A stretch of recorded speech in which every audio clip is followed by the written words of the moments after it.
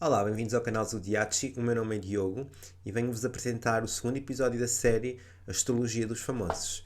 Querem saber quem é que vai ser a figura desta semana? Fiquem para ver.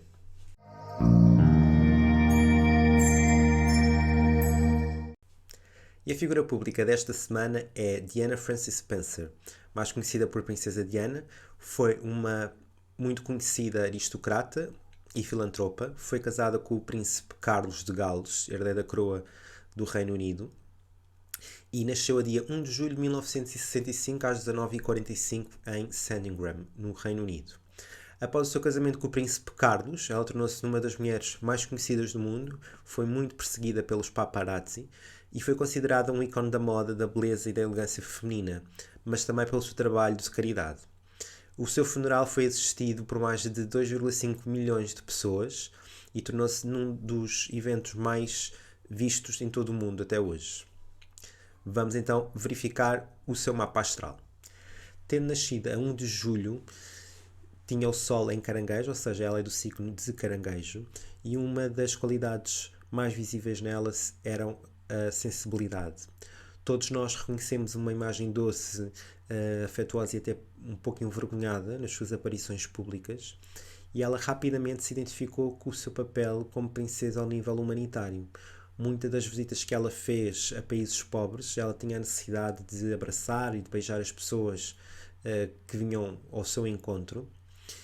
E também tinha uma grande capacidade de empatia com o sofrimento dos outros e por querer fazer algo que pudesse mudar a vida delas.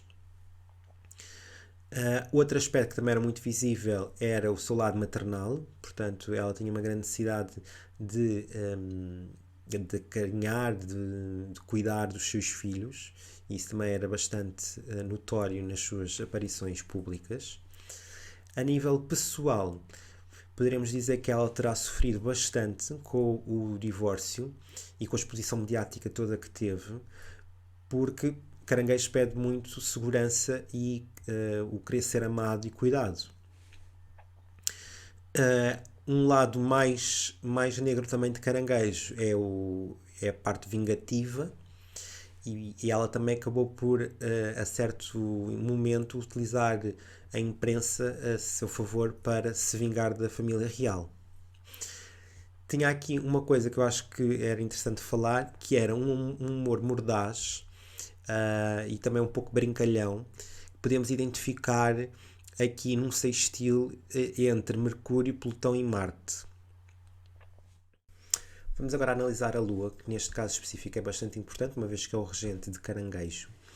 E, portanto, podemos dizer que a Lua está em Aquário e que vem atenuar aqui, de certa forma, emoções mais irracionais de ciúme e de possessão e reforçar aqui um lado mais humanitário. Existe uma tendência para as pessoas que têm a Lua em Aquário sentirem de uma forma mais impessoal e desapegada, mas que depois tem que ser contrabalançado, ou que é contrabalançado pela necessidade de pertença e de ligação de Caranguejo e de Vênus em Touro. Neste posicionamento há aqui um ímpeto para trilhar um caminho muito próprio, muito de acordo com uma visão própria do mundo, e para fazer um caminho um pouco solitário. Portanto, há uma tendência para se sentir muito bem na sua própria companhia e não estar dependente da presença dos outros. Observamos também aqui, em determinado momento, um ímpeto de Diana seguir em frente com o seu próprio divórcio, mesmo contra as adversidades todas que ela viria a enfrentar. O caso amoroso, por exemplo, com o Dodi Al-Fayed mostra também que ela não teve medo dos comentários que poderiam surgir daí, e isto trazia-lhe alguma paz interior também, portanto, sentir que estava a viver de acordo com aquilo que seria a sua necessidade e os seus desejos. Alguns comportamentos que também teve durante o divórcio e posteriormente também podem ser vistos à luz deste posicionamento como uma forma muito própria de ver a vida. Ela não se preocupava muito aqui com a possibilidade de se tornar impopular, pode até ter sentido um pouco só com uma visão muito própria do mundo. Isto, no entanto, temos que sempre ver que é uma necessidade que é contrabalançada depois pelo seu lado de Caranguejo, de se sentir mais segura e de sentir a companhia, o afeto das pessoas que têm em seu redor. Na intimidade, ela deveria sentir aqui a necessidade de ter um certo espaço para poder ser quem ela era. Deve ter entrado também aqui muitas vezes em choque para se encaixar nestas normas muito restritas da realeza. E alguns aspectos mais excêntricos da sua personalidade só vieram mais a lume depois do divórcio. E só aí é que se tornaram um pouco mais evidentes. Todas estas questões, uma vez mais digo, devem ter entrado em conflito com a necessidade de segurança e de ser amada e acolhida de Caranguejo. Falemos agora dos aspectos que a Lua faz. Neste caso, temos aqui os aspectos tensos de oposição a Marte e a Urano e quadratura a Vênus. Portanto, a Lua tem uma energia receptiva e introvertida, que entra aqui em conflito com o Marte pujante que exige a dianteira. Este Marte está em Virgem na casa 8 e revela aqui desejos de afirmação bastante profundos, possivelmente até mantidos aqui na sombra, pois são vistos como disruptivos, mas depois acabam por emergir em momentos limites como agressividade e raiva. A quadratura a Urano fala da necessidade de não se conformar a um papel imitador da sua individualidade e liberdade. E uma vez mais, por estar na casa 8, tal e qual como Marte, pode ter sido silenciado numa primeira fase, que era para não perturbar outras aspirações da sua personalidade e também para corresponder à imagem da realeza e de pertencer à elite. Mas, no limite, rebenta com esse papel de conformidade e manifesta-se como rebeldia. Vênus, então, na casa 5 é onde nós afirmamos a nossa individualidade de uma forma mais genuína. E estando Vênus no signo que rege, há aqui uma procura pelos prazeres alimentares da vida e de gostar de os ostentar. Diana sempre se apresentou de uma forma muito elegante em todas as interações que tinha. Foi sempre considerada um ícone de moda e de elegância pela forma como se vestia e se comportava. E gostava também de desfrutar do luxo e do conforto, já que a segurança do dinheiro e dos bens materiais eram importantes. Foi muito criticada por gostar de ostentar esta vida toda que tinha. E a quadratura que a Lua faz a Urano revela aqui também a exploração que a imprensa fez às suas contradições. E estando aqui na casa 8 revela muito daquilo que está na nossa sombra. Ou seja, ela na verdade queria viver um sonho romântico de casar com o príncipe, portanto, viver um sonho real. No entanto, na sombra estava o seu desejo de protagonismo, que levou até muitas vezes o príncipe Carlos a ressentir-se da fama que ela tinha, de certa forma, de se sobrepor tanto à imagem dele como da própria família real. Portanto, assim, a imprensa acaba por surgir como um espelho dessa sombra e acaba por revelar e pôr a nu essa necessidade. O Mercúrio que fala muito, portanto é um planeta que fala muito da nossa forma de comunicar, e no caso de Diana está em Caranguejo. Isto reforça o lado doce, o lado compreensivo e empático, e isto transparece na maneira como ela comunica e fala com os outros, e também pensa intelectualmente, portanto sempre de uma forma afetiva. E isto acaba por influenciar muito ao seu nível emocional. O meio do céu, que representa aqui as nossas ambições profissionais e de carreira, está em balança, o que demonstra uma predisposição para uma energia social e de harmonização.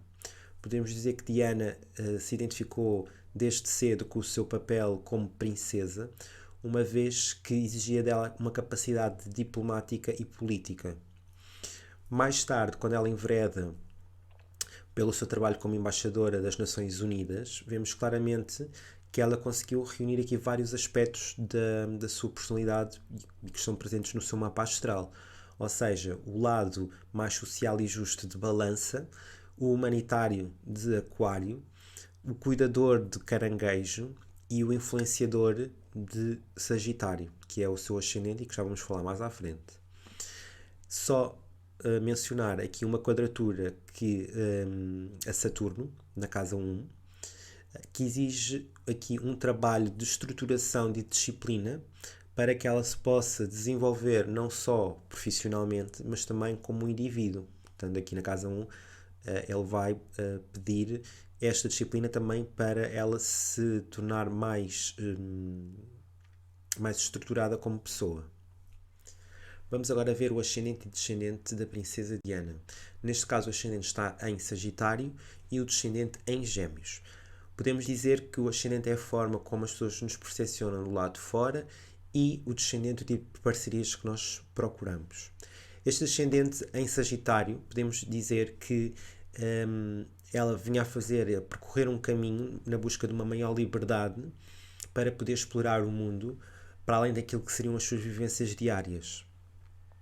Este casamento com o príncipe Carlos poderia aqui colocar-lhe alguns limites por causa das características do que é a vida real, não é? Bastante compartimentada e fechada, e portanto ela poderia sentir aqui a necessidade de querer explorar o mundo com uma maior liberdade que não tinha.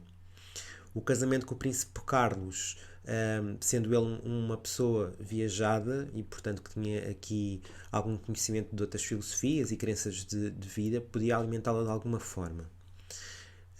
Este posicionamento também pode ter aqui gerado alguma incompreensão na altura do seu divórcio. Ou seja, Sagitário tem muito o lema de cada um vive a sua vida de forma com liberdade, sem ter que dever explicações, e ela poderá ter sentido aqui alguma dificuldade em perceber o porquê da família real a ter perseguido tanto depois do divórcio. Portanto, porque é que não deixou viver a sua vida e, portanto, cada um seguiria livremente. Aqui o ascendente em Gêmeos mostra-nos aqui uma procura por parcerias com grande vigor intelectual que se estimula intelectualmente para ela se sentir alimentada e preenchida. Ela poderá ter procurado, além de um parceiro, em Carlos, também um amigo com quem pudesse falar e trocar ideias, portanto, ter aqui uma relação um pouco mais intelectual. O lado mais formal e imperativo da vida real, tal qual como eu já falei, pode ter entrado aqui também em choque, nesta faceta aqui do descendente de Gêmeos, uma vez que ela poderia estar em busca de um amor mais leve e despreocupado, e que a vida real exige que seja muito mais sério e muito mais estruturado. Chegamos então agora aqui ao final do nosso vídeo. Espero que tenham gostado. Subscrevam o canal, façam um like, façam os vossos comentários e espero que continuem a me seguir.